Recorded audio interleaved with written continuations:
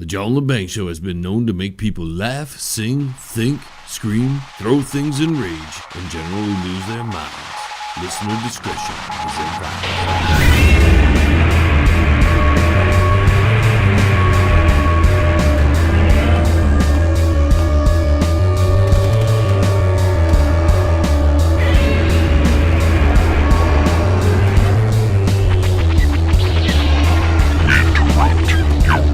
Scheduled programming to bring you a show on the edge.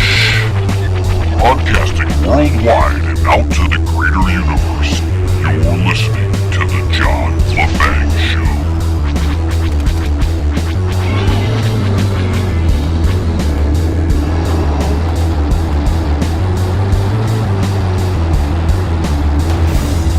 We can move on now, can't we? All is right with the world because we've now had the grand debate about Kavanaugh. He's been confirmed. We can move on. Or can we?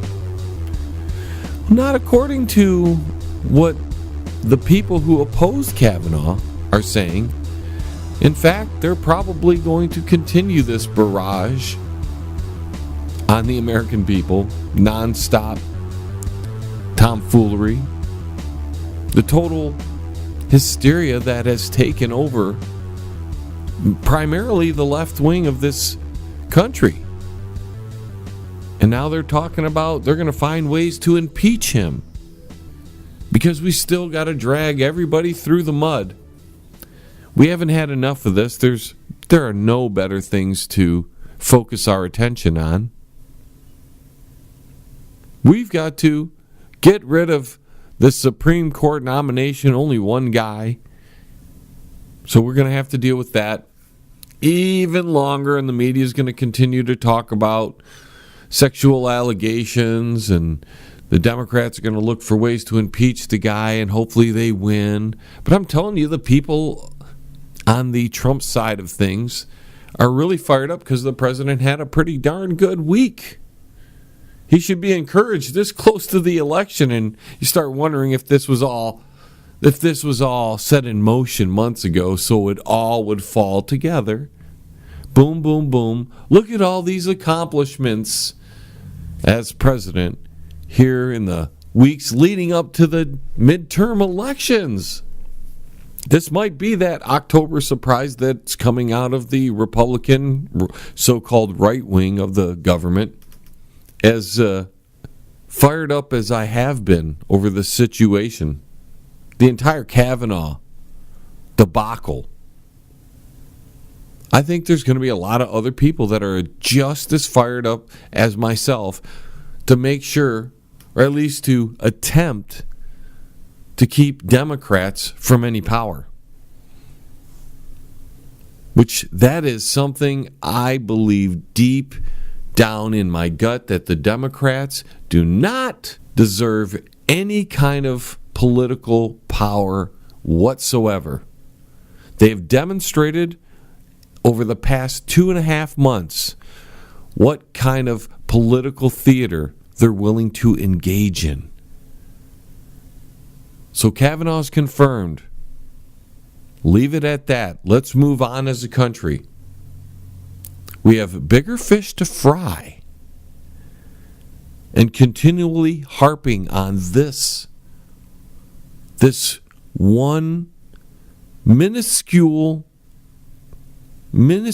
tiny little cog in the grand scheme of things seems to equal one thing. It turned out to be some kind of distraction from my point of view. And it sure looks like that this was all put in motion months ago so that it would all clink, clink, clink, clink, set up right before the election. And maybe this was a good strategy by the Republicans to let the Democrats, give the Democrats all this rope, and they would hang themselves with it. How can anybody in their right mind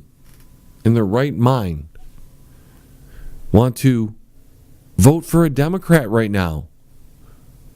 Unless you're okay with the tactics that they employed. You're talking the personal destruction of a POTUS candidate, nomination, the total destruction of the witness who asked to remain anonymous because she didn't want all the hype that would come around the media circus and the political circus. So even if you're a believer that Kavanaugh was some kind of sexual predator way back when, even if you believe that, you have to realize that the Democrats played some shady ball here, and then even against their own wishes or her own wishes, the Democrats went ahead and leaked the story just to destroy a man, which ended up at very least shaking up a supposed witness's life, shaking the whole thing up. But that's okay to the Democrat Party, because winning at all cost matters to them. And hopefully the American people can see through this charade, whatever you want to call it, charade, tomato. You say a word wrong and people will send you emails. Dude, you said that word wrong. You should have corrected yourself. Sometimes in the heat of the show, you don't get around to correcting yourself, or you don't even notice that you misspoke. So I think for now, I think we're good on the discussion of Kavanaugh. I've had enough of it. I'm sure you, my listeners, have had enough of it. We have been berated with this information, lambasted. We've been taken to the cleaners as a country. And did you watch those hearings? The last part of them where they're getting ready to vote. The big vote's coming in. And people have no respect for rule of order at all. They start screaming during and before the vote because they don't like where it's headed. Is there a sufficient second? There is a sufficient second. Where's my representation? I'm Sergeant at Arms will restore order in the gallery. Sergeant at Arms will restore order in the gallery. Is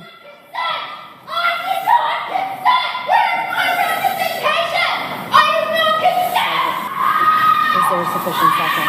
The clerk will call the roll. Mr. Alexander. That's our country, ladies and gentlemen. It's just like the snowflakes. The Sergeant at Arms will restore order in the gallery. After the Trump election, they went out there in mobs. The Sergeant at Arms will restore order in the gallery. Screaming and hollering, breaking windows. They were upset because Hillary Clinton lost the election. Imagine that, folks.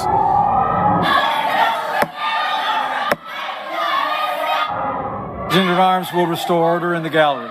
Hillary Clinton loses an election and people get mad about it because Donald Trump wins. That's all we had. That was it. The last two.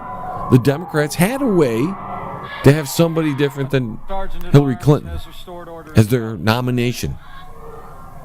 They had Bernie Sanders there, and according to Elizabeth Warren and other leaked documents, The Sergeant at Arms will restore order in the gallery. we find out that they rigged the election against Bernie. So if there's anybody to be mad at, ladies and gentlemen, you on the Democrat side, you should be mad at the Democrat Party. They rigged the election against Bernie, or at least the nomination for the Democrat Party. And just 2 years later, they dragged the country through the mud. All the while, they've been dragging the country through the mud because they lost their presidential election to Donald Trump. So after rigging the Democrat primary, then losing the election, causing chaos in the country because they lost, and they're mad because they lost, because they wanted the cheater, the biggest scumbag in the political realm at the time, They're mad that they lost to Donald Trump, some supposed alpha male, rich billionaire guy. Big deal. But that's not good enough, because still, after 2 years of dragging the country through the mud, they saw an opportunity to take on Donald Trump once again, but through a proxy, his Supreme Court nomination. So now they're mad that Kavanaugh's in, and they made up stories. And I'm sorry, at this point, ladies and gentlemen, I don't believe a dang thing Blasey Ford said. She doesn't remember recent events, but she remembers she had a beer way back when. And the AP, gotta love the AP. Now they're saying Kavanaugh attempted to rape her. And that has never been the allegation, folks. That has never been the allegation. But the mainstream media, the Associated Press, those twisters of information, they, in one of their recent articles, which discuss Kavanaugh finally being confirmed after dragging this thing out for 3 more weeks, they say the attempted rape. He was attempting to rape Miss Blasey Ford, and she never asserted that at all. Never once asserted that. But that's what they're reporting. She asserted that whatever was going on, it was with her clothes on, and he was feeling on her. That's what she asserted. She didn't remember other details. She didn't remember how she got there and how she left.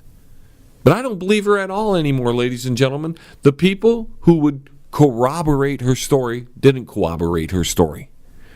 They denied, for the most part, everything that she said. And people are going to be mad because an accusation is more credible than facts at this point, ladies and gentlemen, than hard facts. And since you can't prove anything that happened over 30 years ago, it's nearly impossible. You're just going to believe the word of somebody who could have made the whole thing up. Possibly because she had an axe to grind. It's very possible. If you listen to the broadcast and go back to episode 305 and episode 303 and listen to those episodes as I lay out plenty of information on Miss Blasey Ford's background. So that's enough of that. We're done with the whole Kavanaugh thing. I'm not going to talk about it the rest of the hour. This is it for the week. We're going to get to this break here. And when we come back, ladies and gentlemen, we're going to talk about some little bit more off the beaten path information and stories, because I think we've had enough of the serious nature of what the reporting has been on this show. One of our affiliate stations, Code Zero Radio, the owner over there, Bob Minter, praised the show and promoted the show for the upcoming week on his station. And his quote in his promotion of the show says, one of the most intense shows you'll ever listen to. And I took that to heart. I was like, yeah, I am intense. But maybe that scares some of you. The intensity here is very high. There was a lot of intensity in that first hour. I'm going to try to bring it down here in the second hour, just a little bit. We're going to have a little more fun in this hour.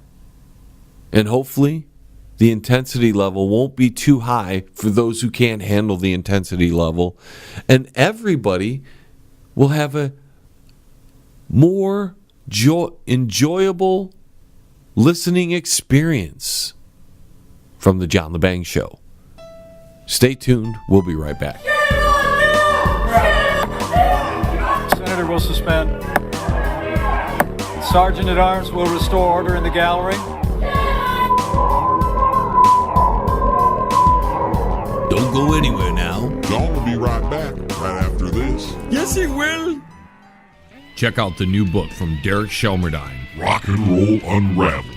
It tells the story of rock and roll from its roots right up until the mid-70s punk. Rock and Roll Unraveled. Not just the music, but also the events that shape the music. Rock and Roll Unraveled. It includes the backgrounds to recording sessions, singles, album releases, births and deaths, epic concerts, and festivals. Rock and Roll Unraveled. Shelmerdine has made a painstaking effort to document pretty much every event that would prove significant in shaping popular music. Rock and Roll Unraveled. Purchase the book at www.rockandrollunraveled.com. Follow him at Twitter at R&R Unraveled and look him up on Facebook at Rock and Roll Unraveled. Rock and Roll Unraveled. By author Derek Shelmerdine. Available now. You're listening to the John LeBang Show. It's hydroponic radio for your brain, man. Feel smarter yet?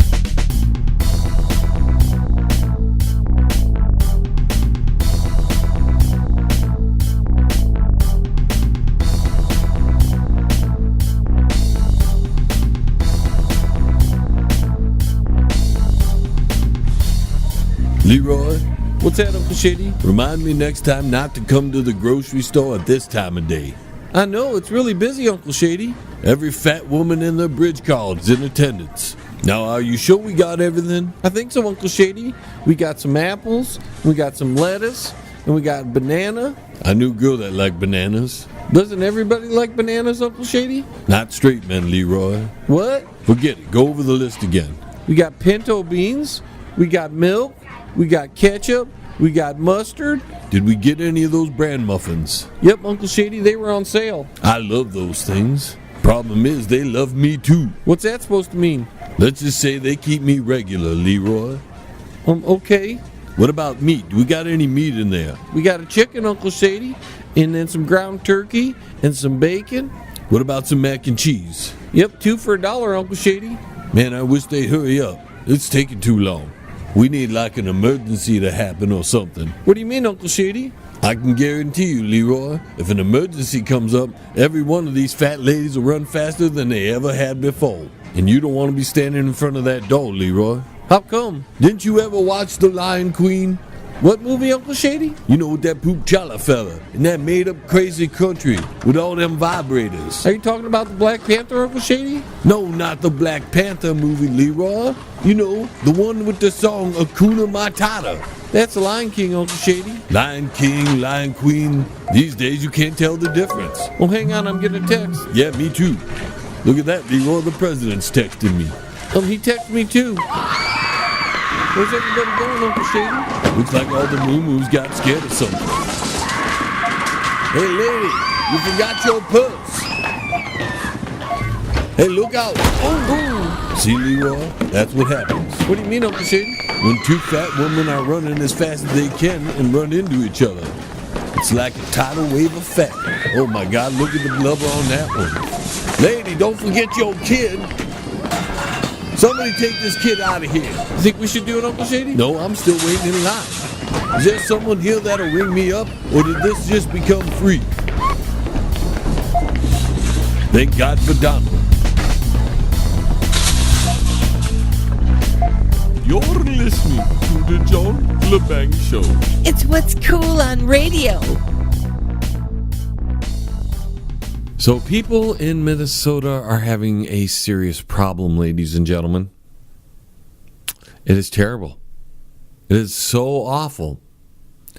They have a problem with birds being drunk on berries, and they're causing havoc all over Minnesota. According to TwinCities.com, numerous birds have started to act erratically in the Midwest town, causing concerned citizens to call the police department to report the animals, which have been flying into buildings and cars. Can you imagine that 911 call? This 911 hotline, how may I help you? Yeah, I'd like to report a drunk bird flying around. Where are you located, sir? We're in the city. We'll send a police car over immediately. Would you like to take a quick survey about your experience? No, I gotta go have a beer. All right. Thanks for calling 911. Have a good day. Bye. And the reason these bad birds, these awful drunk-ass birds, are this way is because a bunch of berries have fermented because they've had some frost And they're now little berries of alcohol. And these alcoholic birds jumped on the opportunity to get a free drunk on. And this is causing civil disorder over there in Minnesota.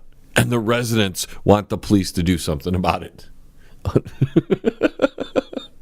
Let's look at this from the point of view of the bird, shall we?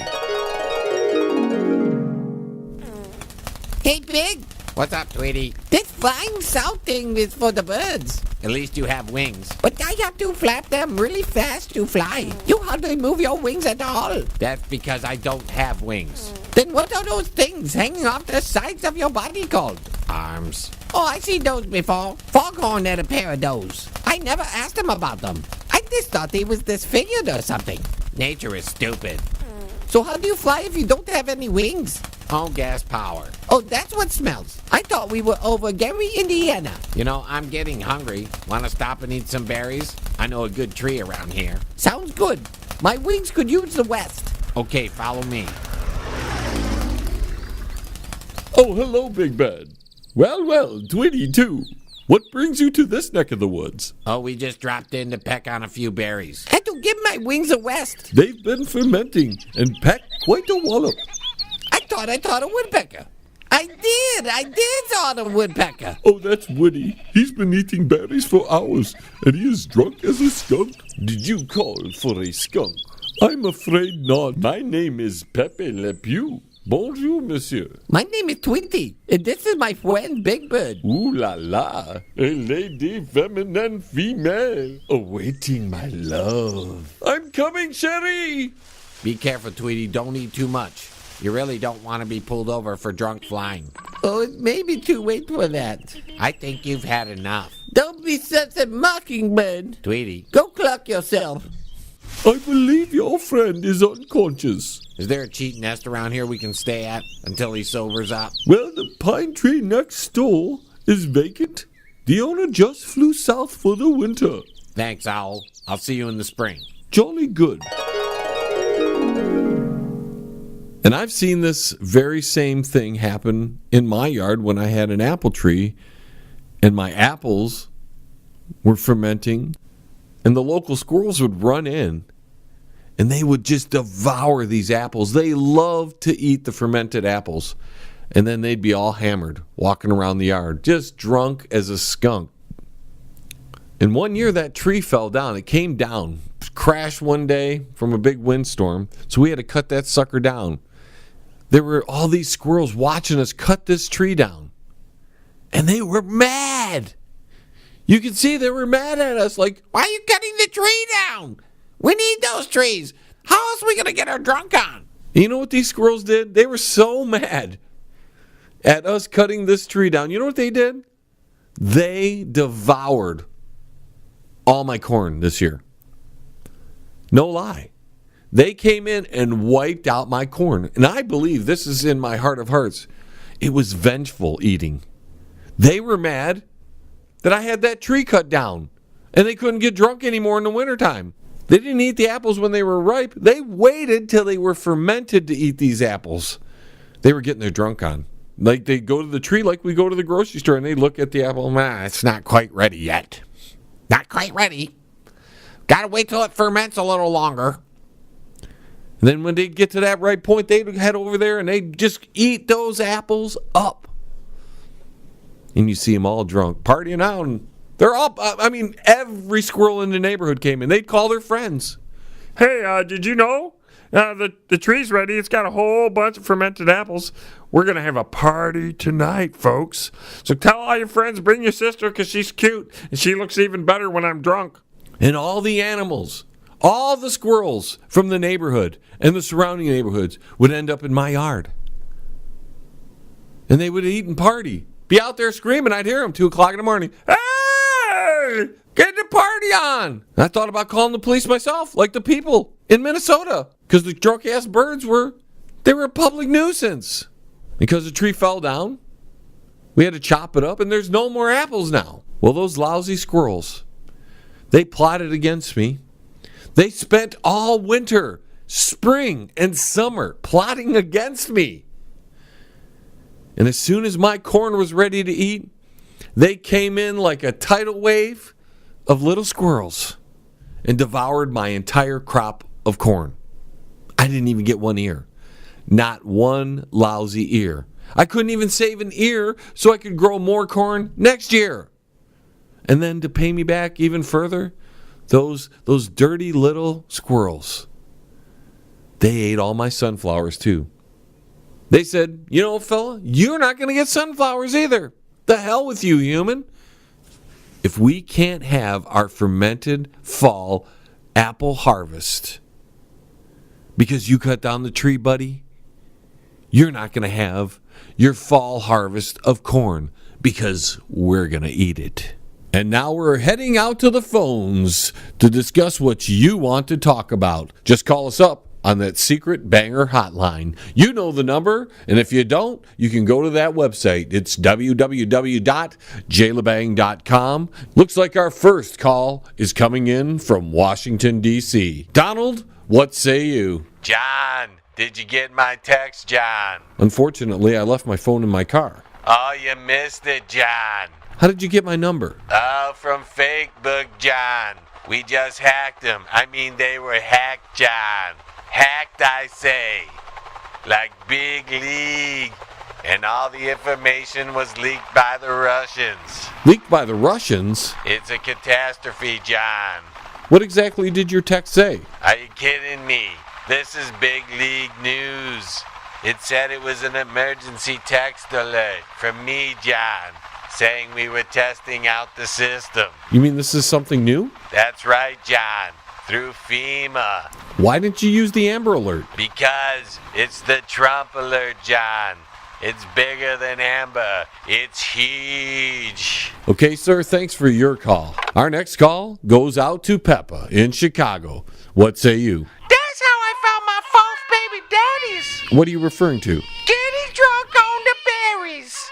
And can I say one more thing? Does it relate to anything we're talking about? Hell knows. It relates to that ditzy stupid. The only way some guy can look at her is if a man is drunk on them berries. But not the berry named President Obama. I love him. Okay, Peppa, thanks for your call. Our next call going out to Detroit and Shady. John, we just came from the grocery store, and I want to tell you, I love Trump because of it. What are you talking about, Shady? Let me tell you, John, I'm going to vote for the president this next election. What are you talking about, Shady? Well, the damn grocery store was so busy, and we were sitting there in line waiting to pay for our groceries, and the store was filled with a bunch of hipposauruses. Is this story going somewhere, Shady? Yeah, if you let me finish. Okay, go ahead. So while we're waiting in line, John, that emergency text came in. They just saw the emergency text alert. They went running because Donald was texting them all. So we got to move up into the front of the line. Didn't the text say it was a test? But you think fat women on the bridge card want to get text from the president? But it was from FEMA. They don't know that, John. They thought Trump was texting them directly, and they went running. You should have seen the elephant lady run over the little skinny guy packing her bags. He'll think twice the next time he's in the way of a charging hippo. So what's your point with this? The point is, John, Trump did me a favor, so I'm going to vote for him. Make the supermarket great again, John. All right, Shady, thanks a lot for your call. Our next call, going back out to Washington. Ditzy, you're on next. Hi, John. Tell that fat, bloated baby mama of 12 no one needs to get drunk to look at me, John. I'm so sexy, John, that even Monica Lewinsky is jealous. And there's no doubt that fat mama over there needed to get all her baby daddies drunk. How else would she get pregnant, John? One look at her make any man throw up. Okay, thank you, Ditzy, for your call. Boy, this is going south quickly. Our next call comes in from Colorado. Oh, hi. I got that text, too. I can't believe he's got my number. Apparently, the president has everybody's number. But this is my secret hotline. Well, I would imagine the president has access to everybody's phones, even the secret ones. Oh, now I gotta change it again. Anyways, that's all I wanted to say. Okay, thanks for your call. We'll take one more caller before we go to break. Gordy, what say you? Canadian birds don't eat berries, eh? What do you mean Canadian birds? The birds from Canada, eh? I'm pretty sure birds don't have nationalities. Oh, they do, eh? The Canadian birds like hockey and curling, eh? Yeah, but they're the same birds that fly south for the winter and they come into the States to fly south. Well, that's just like our old people, eh? They go to Florida for the winter, eh? Yeah, but the Canadians that go to Florida need a passport. The birds actually don't need a passport. I don't know, eh? Is that it? I think so, eh? Thanks for taking my call. All right, Gordy, thank you for calling us. Ladies and gentlemen, I think it's time for us to take a quick break. Now sit your butt down. The John LeBang Show will be right back. And I promise you'll love it. Yes. I'd like to take a quick second here to tell you about our new sponsor, Quality One Painting. For interior and exterior painting needs, call Tom at Quality One, 313-982-2986. Tom will give you free estimates, senior discounts, and I can tell you from meeting the gentleman, he's one of the nicest guys on the face of the planet. So for a quality paint job with a professional attitude, call Tom at Quality One Painting. That's 313-982-2986. 313-982-2986. Quality One Painting. Hey, man, it's at the bottom of the hour, man. Do you know where your kids are, man? If you want to contact the John LeBang Show, feel free to send an email to jlebang@live.com. And if you're on Twitter, look him up at John LeBang. And don't forget to go to his Facebook page at The John LeBang Show. Now here's John. Well, folks, job hunting in the future is going to be quite an interesting adventure because tech companies, and they're usually the leaders in this, tech companies are going to start using AI and robots to give you your initial interview just to weed out all the prospective employees and make sure that the most qualified and the ones that actually fit the job description are hired. And you think this is a joke? This is not a joke, folks. Here's your next title. Your next job interview could be by a robot. Increasingly, employers are using robotics to speed up the recruitment process and free up hiring managers. What do you need to free up a hiring manager for? For the unemployment line? You're not going to need a hiring manager if the robots are doing the hiring. They're saying that these robots are also going to remove human bias on prospective employees. So you're not going to have a guy judging the guy or the gal on what kind of personality they have. Because in the future, we're going to have to all be one personality. Everybody's going to have to act the same because we can't offend anybody. And we don't want certain harassments in the workplace. So we're going to let the robots handle the hiring process. According to this article, nearly all Fortune 500 companies are using some kind of automation to enhance their hiring process. They call it enhancing. Tried to find a job somewhere and you have to fill out the stupid online application because they expect everybody to be online these days. And even though you have a resume and it lists all your qualifications and you can actually highlight certain things you'd like to highlight, you got to fill out a stupid online application that then goes through an automated system with some kind of AI algorithm or something, and they determine if you're worth bringing in for your first interview, which the way it's turning out will be with a robot. So now we're going to have two layers of non-human interaction when looking for a specific employment situation. This is all coming about by a recruiting platform called TripleByte, and it's one of the companies aiming to do this on behalf of San Francisco-based temp companies like our buddies over at Apple. Oh, yeah. Apple moving forward. Maybe that's why they bought out Boston Dynamics. to get their robot on. Awesome. The use of background blind artificial intelligence programs to test and perform initial online interviews with software engineers who are then matched up with positions most relevant to their skills. Like a robot is going to be able, or AI is going to be able to discern if this person can work well with others based on pure data. Pretty soon we're going to have to do like psychological tests because they're going to find out that the robots aren't that good at determining if certain people's personalities will work well with others.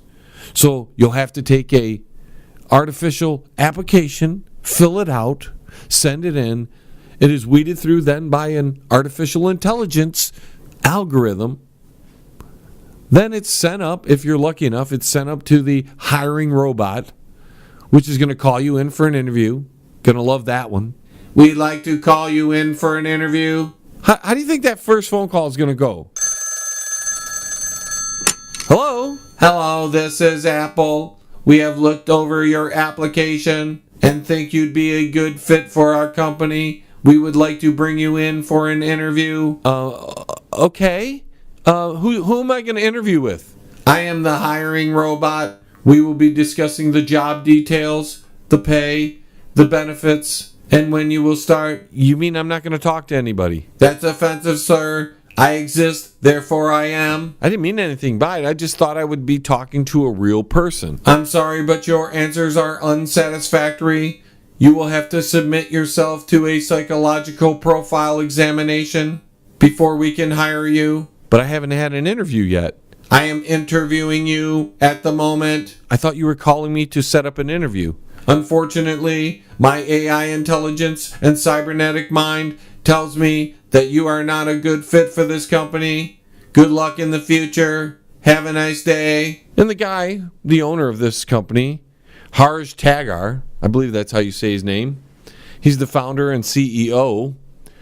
He says the effectiveness of human recruiters is going down because recruiters are all chasing after the same pool of people. But wouldn't that have something to do with the job applications being filled out online and then going through AI to weed through the prospective applicants? So the hiring managers are already getting stuff weeded out to them and they're going, none of these guys are good. So maybe it's the AI that's the problem, and we should get back to human interaction. God forbid that, right? It's like the texting. Everybody wants to communicate with texting these days. Text. I'll Twitter that. I'll text that. I mean, we just had the emergency test system from the Donald. I'm sorry, that was from FEMA, not directly from Donald Trump. But now we're all connected via text to the White House and to FEMA. You know, and I had to think about this test because I was like, don't we already have Amber Alerts? Isn't there already an Amber Alert system that works?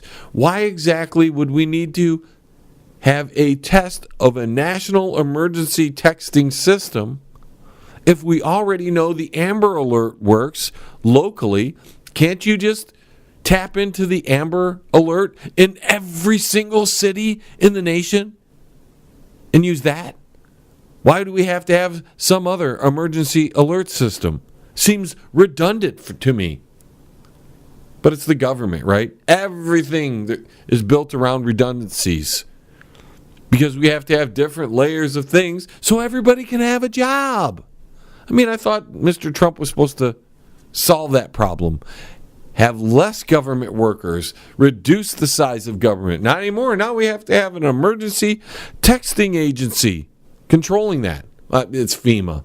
But now I'm sure they had to hire some people to just sit there and wait to emergency text. Or does it come straight from the president? The Donald gets on.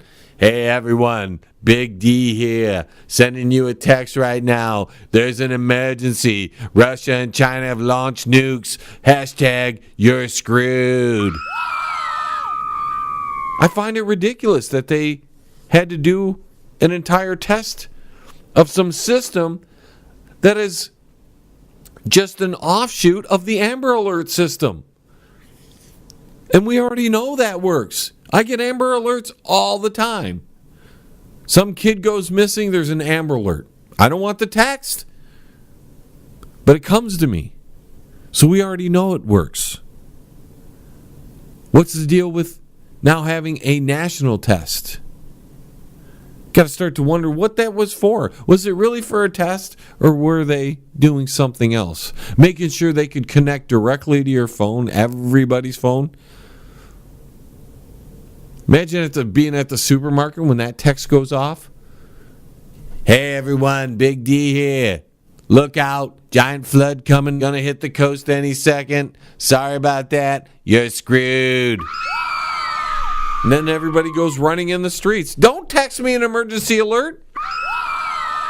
Can you imagine how many people will just freak out and just go wild and crazy during an emergency text alert when everybody has it and everybody's out at the grocery store or they're out at some football game when that's happening? Are you serious? The mass panic that will happen with an emergency text alert. If it's something imminent. Let them find out on their own when they get home or on the radio while they're driving. Everybody getting a text alert at the same freaking time. Could you imagine all the text noises going off? Bleep, bleep, bleep, bleep, bloop, bloop, bloop, all at the same time. People are going to panic. Oh. But apparently the government knows best. And it doesn't matter how many redundancies there are. It doesn't matter that the Amber Alert system already works and they didn't have to test the new system when they could have just tapped into that. Send the emergency alert to the local areas, and the local areas then pass it on through an Amber Alert type situation. Supposedly something directly from FEMA. Great job. Great job, my government. You got to love them. Anyways, we got to take a break, folks. We're going to talk about destroying art. What is art? And then some of the upcoming interviews and some show details in the next segment. Stay tuned. Smoke them if you got them. Because the John Lebang Show will be right back after this. That's guaranteed. Yes. Pane in the Glass, commercial and residential window cleaning for a beautiful sparkling shine that's crystal clear. Call Pane in the Glass Window Cleaning. You can find them on Facebook at Pane in the Glass. Hey man, you're listening to the John Lebang Show, man. That's good, because that means you ain't stupid. Well, as if this is actual news, I'm reporting this, discussing this, because I can't believe people are so wasteful. I don't understand the value in paying so much for artwork, especially when the artwork wasn't that impressive, from my humble opinion. You know, I know I'm not that cultured. I know that. We just went to the Institute of Arts to see a Star Wars exhibit, and as we walked around the rest of the art gallery, most of the stuff I was like, Went to the National Art Museum in Washington, D.C. some years ago, and I was like, I guess it's cool. Never really turned me on. But I know a lot of people get into art and pay extreme amounts of money, and that's where I'm leading to. Supposedly this unknown artist, whoever he is, Banksy or something like, never heard of the guy, don't care, I'm not an artsy fartsy kind of guy, so it never really hit my radar. Well, this one hit my radar because not only does it exhibit how wasteful people are, but it also exhibits how stupidly overpriced things are, and how the rich people of the planet, the people who have just disposable money to throw away, buy the dumbest things and pay the most outrageous prices for it. Banksy, some unknown artist, some street artist, they say, had a piece of artwork called Girl with a Balloon. Oh, really original title there. Really original title. Somebody paid $1 million at an auction for it. And as soon, this is, how evil can you be? As soon as it was bought, the frame itself started shredding the artwork. So this artist gets $1 million for a piece of artwork that self-destructs. He booby-trapped the artwork. And you think that would destroy it, right? Like every other piece of artwork in the history of the world, that would destroy the value of a piece of art if it was just ruined. People went out of their minds during World War II when the Germans were stealing all that artwork, and some of it got destroyed, and people were out of their minds over it. Not anymore. Not if you're a street artist. You can take your artwork, set up a booby trap for it inside the frame, ruin it as soon as it's purchased, as soon as you get your hands on that greedy little money, because you're getting paid for it, ruin it for the person who bought it. I really hope they knew this was going to happen, and this just didn't happen out of the blue, right? I hope somewhere that the person or the people who were bidding on this piece of art knew it was going to happen. But the bigger, the most outrageous part of this story, ladies and gentlemen, is that now that it is shredded by its own frame, people in the art world are saying it's going to be worth even more money. Are you kidding me? That's how the highbrows of the world measure things these days. They have so much money that they can spend on a piece of art that is, it really, I didn't think it was all that great. But again, I'm not cultured like the highbrows. I'm a very lowbrow type person, and I wouldn't understand the meaning and the importance of some street artist in his magnificent work of a girl with a balloon, and how shredding it with the frame, because the frame was booby trapped, how shredding it makes it worth more money. It's ridiculous. Maybe that's why I've never been in the whole game of money. I can't stand it most of the time. Because when you have too much of it, instead of doing something good with it, instead of, setting up your kids, and maybe a lot of these people do, but instead of doing something positive with that money, or at least saving it, they have so much disposable money that they can pay for a piece of artwork done by some unknown street artist. Nobody knows who this guy is, apparently. Pay $1 million for it, watch it get shredded before your very eyes, and then people tell you it's going to be worth more after that and you should sell it. Yeah. When you go to sell it, it's going to be worth more. We promise you. Who the heck's going to pay $2 million, $3 million for a destroyed piece of artwork with a booby trap for a frame? I don't get it. I'm not cultured enough.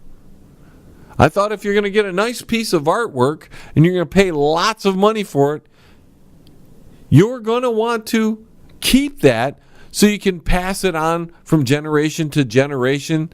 And then eventually, if somebody wants to sell it after so many generations, this beautiful piece of ancient artwork, whatever it might be, can bring in some decent money down the line. Not anymore, folks. Not anymore. Doesn't matter. And I thought I seen it all. But apparently people have this disposable money to just waste on stuff. So, thought I'd bring that up. Now, with that being said, ladies and gentlemen, right here, just like to talk about the upcoming schedule, if I may, as we're running out of time here. John Lebang Show has some great guests coming up in the next few weeks. Next week, we're going to have Kevin Holly of The Kevin Holly Show. You can hear him on multiple stations that the John Lebang Show is on. He's going to be joining us for the hour. I don't even know what we're going to talk about, but I'm going to hit him up with some serious stuff, and we're probably going to joke around because he's kind of a funny guy, and you should enjoy it. A couple of weeks after that, Mr. Derek Shelmerdine, right at the end of the month, will be joining us for another bit of Rock and Roll Unraveled. We also have author of A New World Order and The Unseen Hand, Ralph Epperson, joining us October 28th. He's going to have an incredible show lined up for you, something that's going to be extremely controversial. A lot of my atheist friends are going to want to listen. A lot of my Christian friends are going to want to listen. He is going to attempt to debunk on this broadcast the theory of evolution, which I'm sure is going to cause all kinds of people to lose their minds over. And it's going to cause great debate, and we're going to have the chat room open. You'll be able to put your 2 cents in, ask Mr. Epperson questions, and hopefully he'll be able to answer all of them. I am myself going to jump in from time to time and put my 2 cents in, and that should be an interesting show. We've booked the show about 2 weeks ago. We are also moving closer and closer to our holiday broadcasting schedule. Can you imagine? I mean, we're in October, middle of October now. It's going to be the end of October. Halloween's going to happen. We're going to hit Thanksgiving, and then boom, the holiday season already upon us. Just like that, folks. And I don't even want to talk about that. I can't stand winter. It scares me. I hate the cold. Not that it's been wonderful weather these days. I mean, 2 straight days of rain just won't stop. Rain. I've got things to do outside. I got to get my garden ready for the winter. Got some grass to cut. Got a bunch of things. Can't do it. Just raining for days around here. Gloomy. It got chilly, then it got warm again.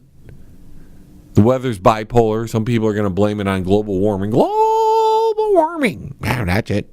Climate change. I had some person on one of the Facebook groups that I'm a part of ask everybody out there if they wanted to participate in his climate change infomercial. So I posted, sure, I'll help you as long as you talk about the fact that climate change has always happened. And of course he didn't like that. And the other people who are brainwashed by the whole idea, I mean, it's a conspiracy. Because none of them can prove there's climate change. Not one of these people can prove it. None of them have any geological background where they've studied geology and carbon dating. None of them. You ask them, they have no answer. They just deflect and defend, and then disrespect you. None of them have a meteorology background. None of them. None of them know the history of the Cretaceous period and how the CO2 levels were much higher and there was more life on the planet and the temperatures were much higher because that was called a tropical period. But because we have ice and nobody understands that we're currently in an ice age, that blows a lot of people's mind when I hit them up with that. I ask them, what ice age are we in right now? They look at me dumbfounded. Huh? Ice age? What do you mean ice age? There's no ice here. There sure is at the poles, aren't there? See, in some of the warmest periods on the planet, according to geologists and people who study this stuff, there's no ice at the time. Alligators were free to roam as far north as the Northwest Territories in Canada. And how did the planet warm that much? It sure wasn't because of humans driving around in their SUVs. Sure wasn't because they ate cows and cows farted too much. Sure wasn't because I cut my grass or any of those other things that the global warmist conspiracy theorists, the climate change conspiracy theorists, like to cite as the problem for climate change. Even though there's a massive history of hurricanes, and there were big ones and small ones all throughout history, well documented. Even though we've only been studying temperature for a couple hundred years, these people, the geniuses out there that are bought into the global warming phenomenon, the climate change conspiracy theory, they like to say the people on the right are the conspiracy theorists, huh? I can tell you, none of these people who follow the global warming religion, the climate change religion, can sit down and go through the data and understand the data.